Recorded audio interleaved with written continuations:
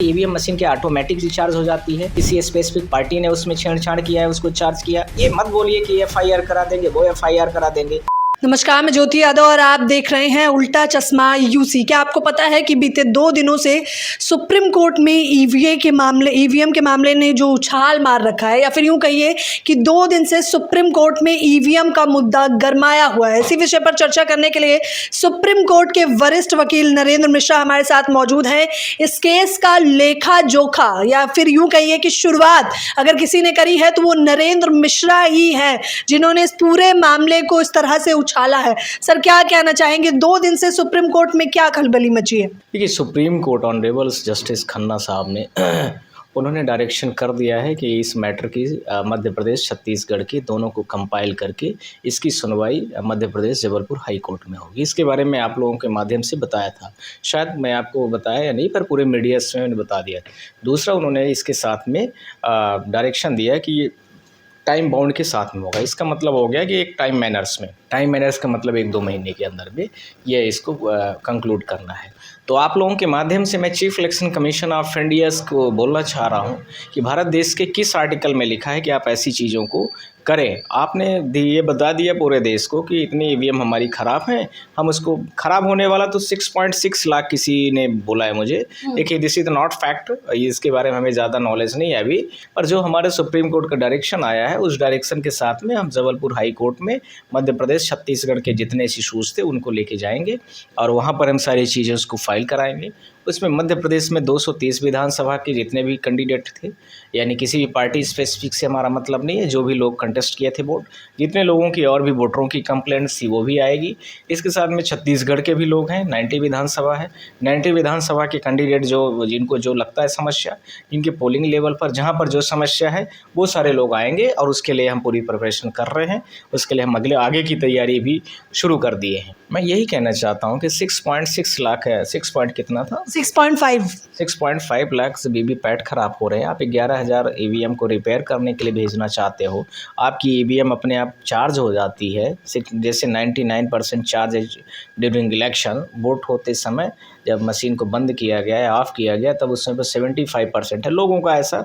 हमारे पास बहुत सारे सर्टिफिकेट्स आए हैं पोलिंग लेवल से। फिर उसके बाद जब चुनाव का जिस दिन रिजल्ट हो रहा है आफ्टर 15 डेज़, वो वही आपका जो पुराना वाला डेटा था वो सब कुछ ख़त्म हो गया और 99% कैसे पहुंच गया। तो हमारे 5-6 सवाल उठे उस पर। पहला सवाल था कि ईवीएम मशीन के ऑटोमेटिक रिचार्ज हो जाती है, यानी बिना किसी आउटर रिसोर्स के, बिना किसी इलेक्ट्रिक पावर्स के, बिना किसी सौर सेल के कैसे चार्ज हो जाती। फर्स्ट। सेकेंड, यदि चार्ज हुई तो उस दौरान पर कौन कौन था, या चार्ज करने वाला व्यक्ति कौन कौन था। उसमें से मेरा ये मतलब है कि चीफ इलेक्शन कमीशन के बॉडीज़ थी कि उसके साथ में कोई अपोजिट पार्टीज़ के लोग थे। इसके साथ में मैं ये था कि यदि इलेक्शन कमीशन के ने सबको क्या बुलाया हुआ था कि इलेक्शन कमीशन की बॉडी रहे और जो कंटेस्टिंग कैंडिडेट रहे वो रहे, सारे बूथ लेवल के ऑफिसर्स थे या कौन थे। इसके साथ में मेरा अगला क्वेश्चन है, किसी स्पेसिफिक पार्टी ने उसमें छेड़छाड़ किया है, उसको चार्ज किया, या सारे पार्टीज़ के लोगों ने किया और उसमें इलेक्शन कमीशन ऑफ इंडिया को नहीं बुलाया गया। ये सारे क्वेश्चनों का भी हमें जवाब चाहिए उनसे, पर उनके पास ऐसा मुझे लग नहीं रहा कि कोई जवाब है। तो उसके आप जवाब दीजिए प्रॉपर तरीके से। ये मत बोलिए कि एफआईआर करा देंगे, वो एफआईआर करा देंगे। कई सारे हमें न्यूज़ चैनल वालों ने भी बोला है। तो ध्यान रखिए कि यदि आप इस तरह से गलत चीज़ों को बोलेंगे तो ये जनता के मतलब आप पे दबाव बनाया जा रहा है एक तरह से हमारे ऊपर, या मान लीजिए किसी के ऊपर भी, सोशल मीडिया के जो इतने भी न्यूज़ चैनल्स वाले हैं, प्लेटफॉर्म वाले, उनके ऊपर ऐसे दबाव बनाए जा रहे हैं। तो मैं आप लोगों के माध्यम से कहना चाहता हूँ, आप जनता की आवाज़ है, हमें राइट से दिया गया है। आप ध्यान रखिए, आप ऐसी बातें करके घुमाइए फिराइए मत। हमें सीधा बताइए कि ईवीएम कैसे चार्ज हुई है, इसका हमें जवाब चाहिए, बस बात खत्म। आप कम टू द पॉइंट नहीं बात करते हो, आप घुमा रहे हो बातों को। आप लोगों को अंधेरे में रखना चाहते हो, आप मीडियाज़ को भी नहीं आने देना चाहते हो। आपसे मैं 3 तारीख से जवाब पूछ रहा हूँ कि 15,000 जो कंप्लेंट मध्य प्रदेश की पेंडिंग थी, आपने उसको नहीं सुना, आप पेंडेंसी को नहीं डिसाइड किया, डिस्पोज नहीं किया, और उसके बाद भी आप सीधा जो है तो अपना जवाब रिप्लाई कर दिए। ये सब नहीं होना चाहिए। इन सारी चीज़ों पर हम कोर्ट में सुनवाई के लिए हम रेडी हैं और उसमें हम कुछ करने वाले हैं जल्दी। आखिरी सवाल, जनता कितना लमसम इंतजार करना पड़ेगा उस निर्णय के लिए? 1 से 2 महीना आप लोग मान के चलिए कि 1 से 2 महीने में हम बहुत अच्छा करने वाले हैं और देश की 140 करोड़ की जनता को कॉन्फिडेंस होगा कि जिस व्यक्ति को हम वोट दे रहे हैं उसी को जा रही है।